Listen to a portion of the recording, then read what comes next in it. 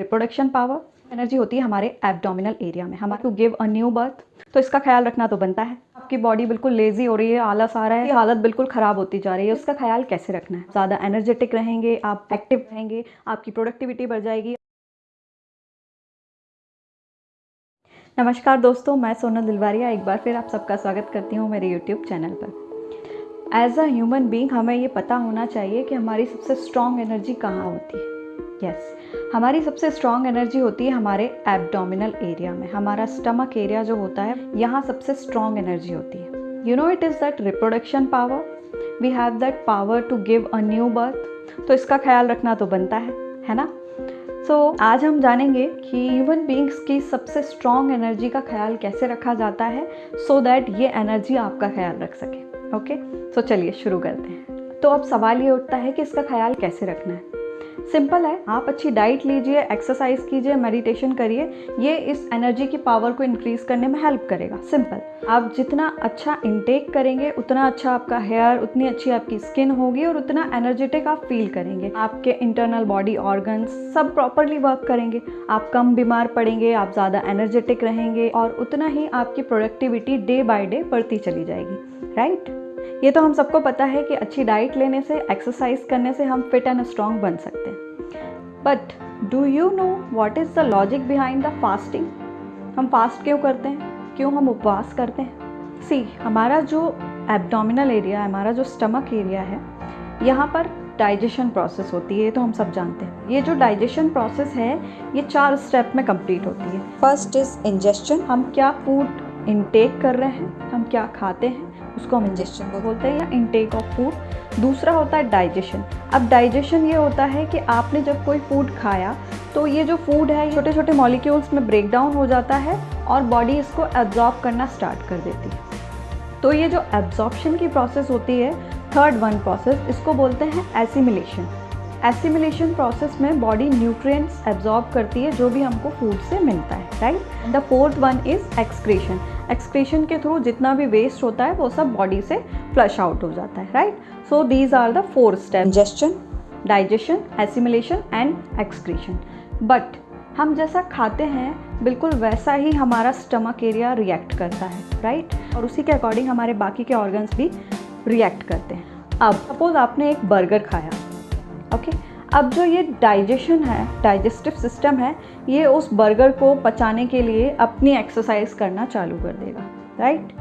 अब कुछ 1 घंटे बाद आपने कुछ और खा लिया, अब ये डाइजेस्टिव सिस्टम और ज़्यादा हैवी एक्सरसाइज करने लगा जो भी फूड आपने खाया है उसको डाइजेस्ट करने के लिए। आप इनटेक करते जा रहे हैं, बट जो आपका डाइजेस्टिव सिस्टम है उसको भी तो काम करने के लिए समय दीजिए, एक्सरसाइज करने के लिए प्रॉपर टाइम दीजिए। आप उसे टास्क पे टास्क दिए जा रहे हैं, ले बेटा अब इसको और डाइजेस्ट कर, उसकी हालत बिल्कुल ख़राब होती जा रही है, उसकी एनर्जी बिल्कुल डाउन होती जा रही है। आप इनटेक किए जा रहे हैं। हमारे डाइजेस्टिव सिस्टम को अगर टास्क पे टास्क दिए चले जाएंगे तो जैसा कि मैंने आपको स्टार्टिंग में बताया कि हमारी सबसे स्ट्रॉन्ग एनर्जी, रिप्रोडक्शन एनर्जी जो है वो इस एरिया में होती है। This is the centre of the energy.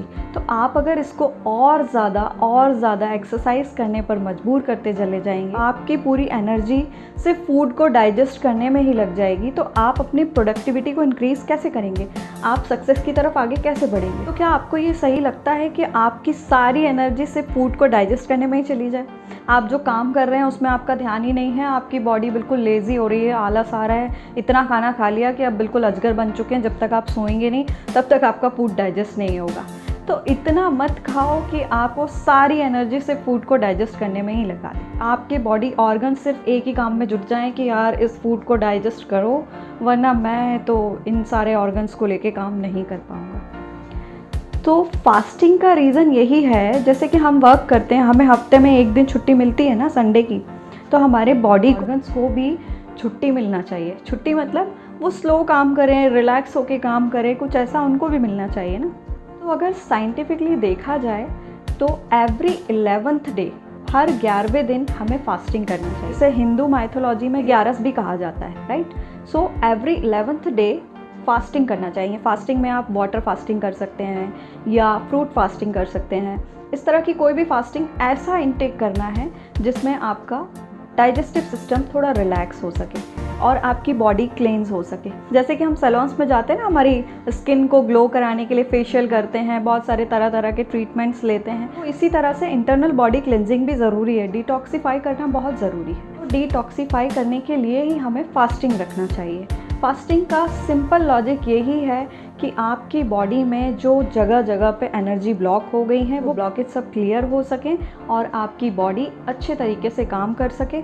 आपकी बॉडी जितनी अच्छी तरीके से काम करेगी उतना ही अच्छा आपका दिमाग चलेगा, और जितना अच्छा आपका दिमाग चलेगा उतनी अच्छी आपकी प्रोडक्टिविटी, और प्रोडक्टिविटी आपको सक्सेस की तरफ लेके जाएगी, right. So this is the logic behind the fasting. I hope आपको समझ में आ गया होगा कि फास्टिंग का क्या रीज़न है। किसी भी रिलीजन को आप देख लीजिए, हर रिलीजन में फास्टिंग का एक अलग ही इम्पॉर्टेंस है। रीज़न यही है, लॉजिक यही है उसका, कि हम ज़्यादा से ज़्यादा लंबी लाइफ जी सकें और हमारी लाइफ की प्रोडक्टिविटी को बढ़ा सके। आप किसी भी बड़े से बड़े सक्सेसफुल पर्सन की स्टोरी उठा के पढ़ लीजिए, आपको उसका लाइफस्टाइल समझ में आ जाएगा, उसके सक्सेस होने के पीछे क्या रीजंस हैं, क्या उसकी हैबिट्स हैं जिसकी वजह से वो आज सक्सेसफुल इंसान बन सका है। 90% लोग आपको उसमें हेल्थ कॉन्शियस ही मिलेंगे।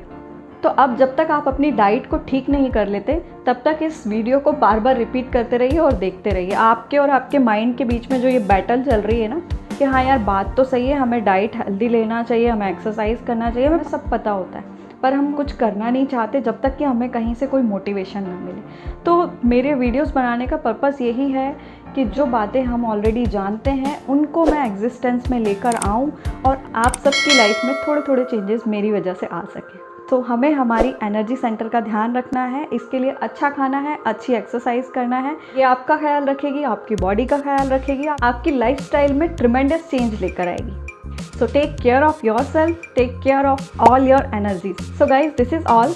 आई hope this video is helpful for you. अगर अभी तक आपने मेरे चैनल को सब्सक्राइब नहीं किया है तो प्लीज़ इसे सब्सक्राइब कीजिए और इस वीडियो को लाइक एंड शेयर करना मत भूलिएगा। Thank you so much.